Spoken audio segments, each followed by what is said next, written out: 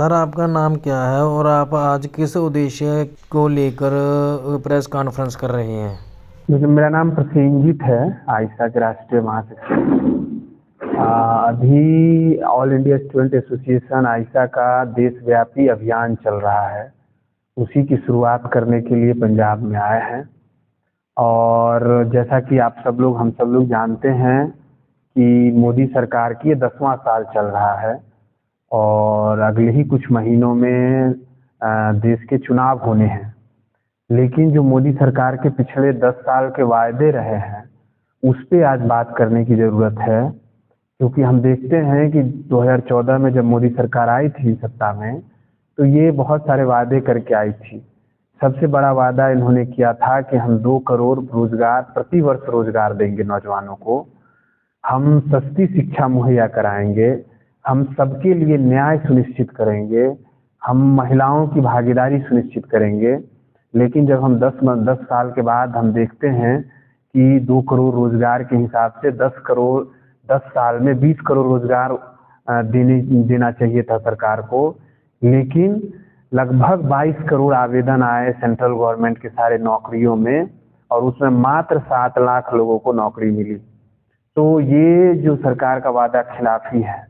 लगातार जो है रेलवे से लेकर के सेना से लेकर के तमाम जो सम्मान के साथ रोजगार मिलने वाले सेक्टर हैं उसको निजीकरण के हवाले कर दिया गया। लाखों की संख्या में पोस्ट खाली है। अकेले सिर्फ रेलवे में 3.5 लाख 3.25 लाख से ऊपर पोस्ट खाली है। सेना से लेकर के तमाम ऐसे सेक्टर्स में लाखों की संख्या में पोस्ट खाली है और अभी तक इससे भर्ती नहीं हुई। जहां भर्ती भी हो रही है निजीकरण ठेके पे भर्ती हो रही है। अब तो सेना में भी हम सब ने देखा कि ठेके पट्टे पे बहाली शुरू हो गई है। तो ये सरासर अन्याय है युवाओं के लिए। शिक्षा लगातार महंगी होती जा रही है। यूनिवर्सिटीज का हम इलाहाबाद से लेकर के उस्मानिया यूनिवर्सिटीज और देश के बड़े बड़े सेंट्रल यूनिवर्सिटीज की हालत हम देख रहे हैं कि कई गुना मतलब 4-4 गुना फीस वृद्धि हो रही है, 10-10 गुना फीस वृद्धि हो रही है। जिस फीस वृद्धि की वजह से जो सामाजिक रूप से आर्थिक रूप से पिछड़े हुए वर्ग से आने वाले छात्र नौजवान हैं, आज शिक्षा लेना उनके लिए मुश्किल हो रहा है। लगातार सामाजिक न्याय पे हमला है। हम देख रहे हैं कि कैंपस के अंदर कहीं कोई रिजर्वेशन फॉलो नहीं हो रहा। इतनी बड़ी नई शिक्षा नीति लेकर के आई देश मोदी सरकार, लेकिन उसके अंदर रिजर्वेशन के ऊपर, सामाजिक न्याय के ऊपर कोई बात नहीं किया गया। लगातार जो महिलाओं के ऊपर दमन है। हम देख रहे हैं कि हैदराबाद के इफ्लू से लेकर के बनारस के बीएचयू तक महिलाओं के ऊपर दमन की घटनाएं सामने हैं। बनारस हिंदू यूनिवर्सिटी में एक महिला छात्र के साथ रेप होता है और वो मोदी जी के अपनी कॉन्स्टिट्यूएंसी है, लोकसभा क्षेत्र है, मोदी जी का लोकसभा क्षेत्र है, लेकिन उस महिला को अभी तक न्याय नहीं मिला और अपराधी अभी तक जेल में नहीं गए। तो ये साफ साफ दिखा रहा है कि मोदी सरकार भले ही ये बात कह रही हो कि सबके साथ सबका विकास करेंगे, लेकिन मुट्ठी भर पूंजीपतियों का विकास कर रही है और पूरे देश के साथ छलावा हो रहा है, नौजवानों के साथ छलावा हो रहा है। इसी के खिलाफ हम लोग आइसा पूरे देश भर में अभियान चलाएगी। 10 साल के जो मोदी सरकार के वायदे हैं उसको याद दिलाएगी और 10 सवाल पूछेगी कि हमारे कैंपस का फी हाइक क्यों हुआ, हमारे जो रेलवे से लेकर के तमाम जो सेक्टर है उसमें खाली पद क्यों पड़े हुए हैं, हमें जो 20 करोड़ रोजगार होने चाहिए था 10 साल में 2 करोड़ प्रति वर्ष के हिसाब से, वो हमारा रोजगार कहाँ गया, हमारे साथ सामाजिक न्याय की गारंटी क्यों नहीं हो रही है, जाति जनगणना की बात हो रही है, जाति जनगणना पूरे देश भर में क्यों नहीं हो रही है। इस तरह के तमाम सवालों को हम लोग उठाएंगे और पूरे देश भर में अभियान चलाएंगे। इन सवालों को जवाब देना पड़ेगा मोदी सरकार को। इसीलिए हम लोगों ने ये नारा दिया है, जुमला नहीं जवाब दो, 10 साल का हिसाब दो। छात्र नौजवान 10 साल का हिसाब मांग रहा है और ये हिसाब देना होगा, वरना मोदी सरकार को सत्ता से वापस जाना होगा। सिग्नेचर कैंपेन क्या है? सिग्नेचर कैंपेन हम लोग कॉलेजेस में जाएंगे, एक एक क्लासरूम में स्टूडेंट के चौक चौराहों से लेकर के हॉस्टल मोहल्लों से लेकर के एक एक कॉलेज में, एक एक यूनिवर्सिटी में, पूरे देश भर के लगभग 100 यूनिवर्सिटीज़ में आइसा का कामकाज है। उन सारे यूनिवर्सिटीज़ में हमारा सिग्नेचर कैंपेन चलेगा। स्टूडेंट से जा करके अपने एजेंडे रखे जाएंगे और उस एजेंडे पे हम लोग जो है सिग्नेचर लेंगे, उनका समर्थन लेंगे। तो वो यही एजेंडा है हमारा शिक्षा रोजगार से जुड़े हुए। राजधानी दिल्ली में हम लोग फरवरी में एक बड़ा गोलबंदी करते हुए सत्ता सरकार के सामने अपने एजेंडे को रखेंगे। इस पूरे अभियान में 2020 की शिक्षा नीति भी हमारा एक महत्वपूर्ण एजेंडा है। हम लोगों ने 2020 में भी, जब लॉकडाउन था, कोविड के दौर में हम लोग थे, उस समय में भी हम लोगों ने कहा कि ये एनईपी कोई नई शिक्षा नीति नहीं है, न्यू एक्सक्लूजन पॉलिसी है, शिक्षा से दूर करने वाली पॉलिसी है। और उसके लिए हमने पूरे देश भर में अभियान चलाया। हमने पिछले साल हमने एक बड़ा स्टूडेंट पार्लियामेंट किया जंतर मंतर के ऊपर, और देश भर के कॉलेजेस में स्टूडेंट के साथ हम लोग खड़े हैं।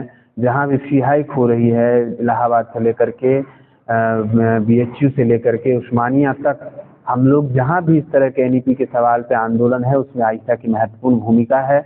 और देश भर में इस अभियान में भी हमारा एनईपी के ऊपर एक जोर है, क्योंकि एनईपी की वजह से ही हम देख रहे हैं कि देश भर में फी हाइक हो रही है।